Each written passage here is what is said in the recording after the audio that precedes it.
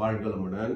இது முளைக்கட்டிய தானியங்கள். இந்த முளைக்கட்டிய தானியங்கள் நம்ம சாப்பிட்றதுனால இதில் பச்சை பயிர் இருக்கும், மூக்கடலை இருக்கும், இது மாதிரி இந்த பயிரெலாம் இருக்கிறதுனால இது வளர்ந்ததுனால இதுக்கு ஹை ப்ரோட்டீன்ஸ் இருக்கும். ஒரு முட்டையை நம்ம சாப்பிட்றப்போ 30% ப்ரோட்டீன் இருக்குன்னா இதில் வந்து 40%க்கு மேலே ப்ரோட்டீன், 50%க்கு மேலே ப்ரோட்டீன்ஸ்லாம் ஒவ்வொன்றில். இது கிட்டத்தட்ட 4 விதமான தானியங்கள் இருக்குது. இந்த தானியங்கள் நமக்கு காலையில் எம்டி ஸ்டொமக்கில் நம்ம சாப்பிட்றோம்னா உடல் குளிர்ச்சி அடையும். முதல்ல உடலில் ஏதாவது கழிவு மண்டலம் ஏதாவது தேக்கம் அடைஞ்சிருந்தால் அந்த கழிவெல்லாம் தேக்கத்தை சரி பண்ணும். கூட நம்ம பசிக்காக பிரெட்டு கூட நம்ம எடுத்துக்கலாம், நம்ம பிரெட்டும் சாப்பிட்லாம். இந்த முளைக்கட்டிய தானியங்களை நம்ம சாப்பிட்றப்போ நம்ம உடம்புல கழிவு மண்டலங்களை சுத்தப்படுத்துறது ஒன்று. அது மட்டும் இல்லாமல் நிறைய ப்ரோட்டீன்ஸ், நிறைய விட்டமின்ஸ் எல்லாம் கிடைக்கும். இதனால் நம்ம தோல் உள்ளே இருக்கக்கூடிய உறுப்புகளை இருதயத்துக்கு ரொம்ப நல்லது. ஏன்னா கொழுப்பு வந்து அதிகமாக அதில் சேராது. அது இருந்தாலும் கொழுப்பு இருந்தாலும் அதை கரைக்கக்கூடிய தன்மைகள்லாம் இதில் இருக்குது.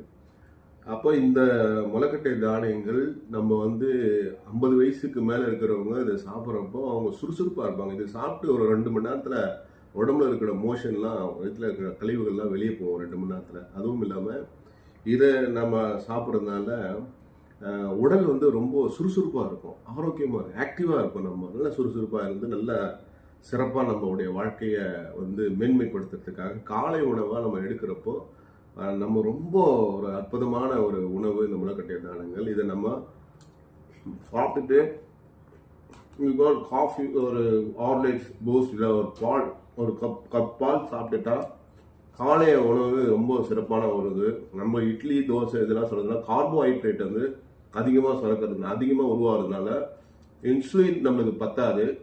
கார்போஹைட்ரேட் உணவுலாம் வந்து நம்ம தவிர்க்கிறதுக்கு இது ஒரு உன்னதமான ஒரு உணவாக இருக்குது. அதனால் நீங்கள் எல்லாரும் ட்ரை பண்ணி பாருங்களேன். வாழ்க வளமுடன்.